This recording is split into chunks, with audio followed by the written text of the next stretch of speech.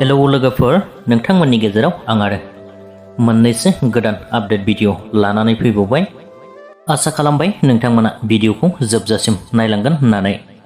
लोगोफोर, बैफोर आपडेटनिनो गिबि आपडेटआव सावरायगोन दैमारि फिल्म प्रडाक्शन प्रेजेन्ट बेनारजों दिहुनजानो गोनां बे बोसोरनिनो मुंदांखा बयजोंबो सिनायजानाय सपन केआर ब्रह्म बिथांनि स्ट'री स्क्रिप्ट आरो डाइरेक्शन खालामनायाव बे बोसोरावनो आबुं महर मोननो गोनां काश्मीर टु बड'लेण्ड मुंनि आबुं बर' सावथुननि गिबि पस्टारखौ बिथांमोना हगारनानै होनाय जाबाय। बे सावथुनाव गाहायै फाव खालामगोन फावखुंग्रि पुजा मुसाहारिजों लोगोसे फावखुंगुर एटिजि बिथांमोना लोगोसेनो बे सावथुनाव गोबांथार गोदान गोजाम फावगिरिफोरखौ नुनो मोनबावगोन होननानै मोनथिनाय जादों।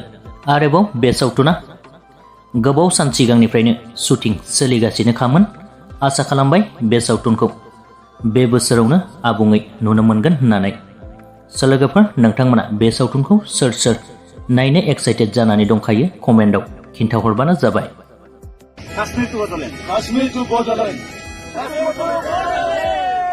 Kashmir to Bodoland, Kashmir to Bodoland, Kashmir to Bodoland, Kashmir to Bodoland. Next आपडेटआव दं लोगोफोर, साननैसो सिगांनिफ्रायनो भाइरेल जाबोबाय थानाय बयबो मोनथिखाजोबनाय बर'निनो सुंद' सावथुननि फावगिरिफोर एबा फावखुंगुरफोर बिथांमोना सासे उन्दै हिन्जावसानि मोनसे दायाव गोग्लैनानै खारखुमानानै दंमोन आरोना। बेनिनो दिनै सासे बिथांमोननि गेजेराव सासेखौ हमनो हाबाय होननानै खौरांनिफ्राय मोनथिनो मोननाय जादों आरोना।